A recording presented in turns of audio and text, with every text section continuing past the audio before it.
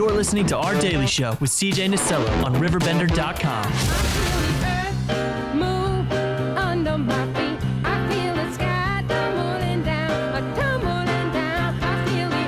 Welcome back. 10:37, little bit of change. We got Leah Becoat and Leah I told you I was going to do it. I told her I was going to ruin this before it started. I even asked. Never ruin with you. Not in studio. Yeah. Leah, how are we doing today? I'm well. How are you today? Oh, we're rolling with the punches on a Friday and getting through it. But this is really cool. Three Purple Coats Productions. I started reading about a little bit last year with some press releases, and now just getting to talk with you. This is quite the story. Tell just right off the bat. Number one, how are you this morning? I am well. A little tired, but I'm excited to be in your studio. I have watched many of your videos, so it's kind of cool that I'm here. Yeah. Well, and now fill me in on how Three Purple Coats came to be. Well, I started writing at a very young age in order to cope with a skin disorder that I've had the bulk of my life. And so writing was a way that I would just use my imagination and travel to different places. So let's see, I think I was about 22 or so. I became a mother. So I kind of put down the pen to raise my children. And in 2012, I had to have major surgery, and I lost a job that I really didn't care for. So it was kind of a blessing in disguise. And so I said, well, I'll do what I love, which is write. And so in 2013, I wrote a one-act play titled Playgrounded. I held it in the neighborhood that I grew up in. And over 100 people came out to watch a free one-act play, and they were like, when's the next one? And that really was my fuel. And so there are three sisters, myself, Dee Dee, and Nana. I love the color purple. My last name is Becoat, so three purple coats. It's just wonderful. Yeah. And, take me through the first show, because to me, it's really easy to go put on a show somewhere else, because once you put out the flyer, normally people start calling you for advertisement or wanting to be your friend and everything else. But when you're here locally and have all those connections, that can be kind of nerve-wracking once the curtain theoretically goes up on that first show. What were some of your thoughts? You mean for like the very first one in 2013? In your neighborhood when you grew up, because to me that would be nerve-wracking, because it's not only, you're in your own neighborhood, I get it, but there's people there, and oh my goodness, I hope this goes well. Did you have any of those feelings? There is some trepidation. Okay. You're mixed with excitement, nervous, but I think the courage and the faith will trump everything. You have to really believe in what God has given you. And so for us, like I said, the show, it was on a gravel parking lot. So my son recalls my mother sweeping the rocks. Wow. Because she wanted everything to be perfect. And so we had silver ladders holding up purple curtains. And I used large black garbage bags to kind of use as draping for the stage. Yeah. And I did everything I could. It was like organic. I used everything that I could to, as far as the outdoor elements, to work in my favor. And I mean, I think around 6 or so when the show started, they would just start coming in droves with their chairs and smiles. And I was like, oh my gosh. And once the show was over, they didn't want to leave. They literally, I think because we had created such an atmosphere that was welcoming, and we did our very best. So they were like, when's the next one? So there's wonderful. Always that fear, but you have to overcome it in order to produce the product. Well, and that's what I think is so fascinating about this, is you really have each show just added to it, and you keep adding and evolving. And how important is that for you in the overall just performance of Three Purple Coats? You realize that nothing is dead. It's only dormant. It's only sleeping. Ideas that you thought, gosh, I should have written that down, or what happened to that? It's just waiting for the next opportunity or the right opportunity. That's your phone now. Yeah, it could be one of our doctors. That's your phone. That's not mine. But it's literally waiting for the right opportunity to show itself. So people always ask me about the characters. Was Miss Edwards you? I said, well, I think there's a little bit of Miss Edwards or Sassy Suzanne. So it's like a puzzle. One piece is connected to the next play, which I love. And I don't always know that. It's not until I get into the work that I realize, oh, that was part of that show. So it works together. Yeah, absolutely. And, as we get into this now, coming up in just a few short weeks, we're almost into Isn't that crazy? I cannot believe it. I'm like, wait a minute. July is here. And now, out of all the shows you've done and produced, does it still feel like just a flash in the pan whenever you get to Showtime? My son, Nigel, he is one of my biggest cheerleaders, and he says, Mom, this isn't your first rodeo. Why are you so scared? Why are you so nervous? Because you never know. And unlike a movie where you can have 100 takes, in theater, you have one. Yeah. You have a dress rehearsal, and hopefully you have that. And then once you hit that stage, it's showtime. So whether you flop or you succeed, it's in real time.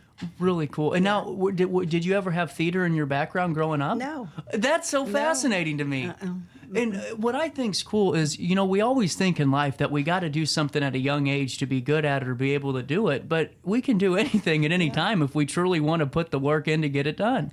I love that because you're right. There are some people, I think, come out the womb. I know I'm exaggerating. You're right. They know exactly what they want to do. Yep. My sister, she's like, I'm going to be an astronaut. Well, she became a doctor, so, she did very well. I, on the other hand, said, I want to be Dynamite Girl. Well, who was Dynamite Girl? I don't know. Maybe Dynamite Girl was a storyteller, a playwright. But I honestly didn't know. I don't have any theater background. It just comes naturally. Yeah. And people, they're shocked when they come and they say, wait a minute, how do you know how to do all these things? And I'm like, it's a gift. Whenever you're writing your productions, do you ever take inspiration from other things that you watch on television, or is it all internalized? Because I find how your shows line up really fascinating in that respect. Everything is inspiration. Really cool. A walk, Yeah. a drive, a picnic, a homeless person, church, a flower, a scent. Everything is can serve as a muse. My father, who is an inventor, he says, Leah, everyone borrows from everyone. It's just a matter of, I think, that ebb and flow of life, because as a writer, you're constantly observing things and people. So what I try not to do is read a lot of things, or perhaps if I'm working on something, Yep. I try to kind of insulate myself because I don't want to steal. Your Yep. subconscious, you're like, wait a minute, I'm writing that. Oh, I just saw that. I better take that out.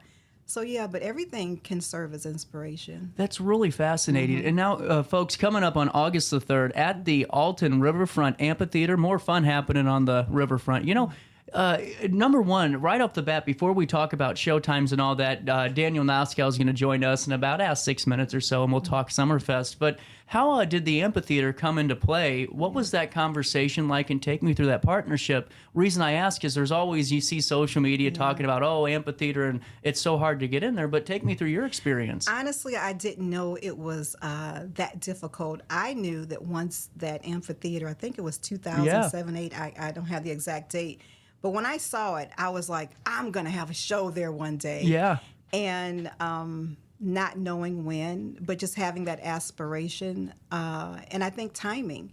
I have 10 years now, a decade under my belt with producing, writing, the different, levels of theater and production. So Honeysuckle Love is a digital project that I started in 2022. And Honeysuckle Summer Nights is an extension of that. I really wanted to broaden it. So I submitted my proposal. I was like, hey, maybe this is the right time. So I submitted it, and they accepted it. And I was like, wait, what? They accepted my proposal? And I was excited. And then I was like, what have I done? But, once again, the excitement trumps any fear, and you just have to move forward. And you did something that everyone else, because I see things, and we always hear things about different entities, and it's like, well, we want to be down there too. Well, create a proposal, send it, and say, here's what I'm going to be bringing to the Riverfront. I'd love to be a part of the team. And that's great insight, because things might take a little bit longer to get there, but you got to put the work in to get there. And I have put in the work. I have literally, when they talk about the mud, I'm like, I think I can prove that. I was in the gravel. We started basically with rocks with and ladders hefty bags, as Kurt. Yes, just we did. You earned it, and I'm Yeah. not patronizing you Yeah. because you're here. I mean, it just shows though. patronizing me. Well, it just shows though Yeah, that yeah. you just have to hit all the I's and the T's when you're doing your work. You can't just hope for the best that they're going to just reach out and say, hey, we want you here. Right. You have to have the grit, the grind, and the grace. You do. Amen. You got to do it. Amen. Seriously. And now coming up on August the 3rd, 6 I hope not. 6 Well, no. p.m. is when the gates open. 7 p.m. is when the show starts. And this is really cool. Honeysuckle Summer Nights at the Alton Amphitheater. I'm going to let you preview it for us. The floor is yours, Senator. Okay, well, I'm a playwright, storyteller, Leah Becoat. We're Three Purple Coats. We turn life scraps into scripts. Just to kind of backtrack, the actual Honeysuckle is from, as a little girl, my neighborhood, late April, early May. We'd walk to church, was just a few feet away. Bless you. And honeysuckle would be in full bloom, and I was like, oh, it's like God used an enormous atomizer, and he just sprayed the entire block.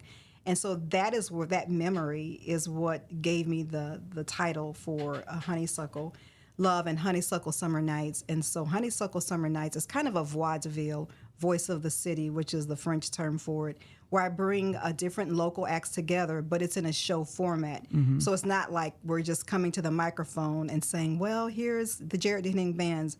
Within each act, there's a small sketch, and that's where I bring the theater, the acting background to the show. So it has very much a show feel, look, and quality. And I'm also going to have a really cool set or cement stage design down there, which I love. I love creating ambiance. Yeah. Mm-hmm. Well, and as you're just detailing that, just those seeing that honeysuckle there, it immediately, it's kind of fascinating you brought that up, because as kids, when I was growing up, we lived on the bluffs, and that honeysuckle's everywhere, and you go pull that yellow stuff out of there and try to get, what I'm talking about? Yep. That's right. We right. did the same thing. Well, what I think's cool though is it's all about perception, because now as an adult, if I see honeysuckle, I'm pissed off. Yeah. Right. But as a kid, you got excited about it because it was something to do, and it brought out the vibrancy of the spring and the summer, and I love that tie-in. Yeah, because somebody, when I hate these, like, I hate honeysuckle. It's everywhere, and it's one of the most invasive. I'm like, okay, well, enjoy the sweet side of honey. I'm trying to change this perspective. And, and such it is with life. There are so many things that can be bitter or draw us away, and this is my sweet offering to the community. Yeah. Well, I really love this. And now, who's going to be up first on the 3rd? The first act is a dancer, and they're gonna groove. You're too young to know this. There's a song, "Groove Line" by Heatwave. It's from the '70s. It's high energy, so they're gonna start off with that high energy. Then we go into some Etta James by Michelle Ross. She's known as the funeral singer, so she is all around the Midwest. So she is excited to not sing at a funeral, but she gets to have this cool Etta James song, "I'd Rather Go Blind." Yep. And then we have Coach Jada Moore. People know her as this the phenomenal basketball coach in Alton, but she has a beautiful voice. She's going to give us some Shaka Khan. Oh, nice. But like I said, the way we introduce each act, it's related. So it's not, there's a through line, a theme for the entire night. So you're not just getting a here, there. You're getting some of everything, but it all ties together. We have the Jared Hennings Band with jazz. He's wonderful. He's wonderful. Yeah. We have a young up-and-coming artist. So a lot of local Texas Hold'em, a young lady who was in America's Got Talent as a teen. So we have a variety, but there is a through line, which I think people are going to really enjoy. And my actors, so... Well, and I'm really excited about this. What do you think the audience is going to take away as they're viewing the show on August the 3rd at 7 p.m.? They are going to see professionalism, poise, beauty, grace, power, all the tools that I have, acquired over the years. They'll see that down there. And the way we set the stage and just create the atmosphere for people to come out, bring your own chair, and enjoy a good time. We are going to have a few food vendors there. Oh, so, yeah. cool. Yeah, so Lulu's, Shaved Ice. Yep. I think it's Heavenly Scent, a popcorn. Oh yeah, they're my neighbor, my parents' neighbor, Greg, the Greg War. Yep, wonderful I man, believe wonderful family. LeMay's and a few others, so people can have a cool drink or something to eat while they enjoy the show. And then from 9 to 10, Retro Boogie out of St. Louis will jam out and people can dance or just sit there and enjoy the music. Now, how much are tickets and where can we get our hands on them? Tickets are $15. I wanted to keep they are because I want it to be affordable for people to be able to come out. It's ages 18 and over because I'd like the adults to have some adult time. Yeah. They can get them at Today's Beauty on Central Avenue, Eventbrite. They can call 618-670-2395 or inbox 3 Purple Coats Productions on Facebook or at the gate. Well, I got a proposition for you here, Sure. Leah.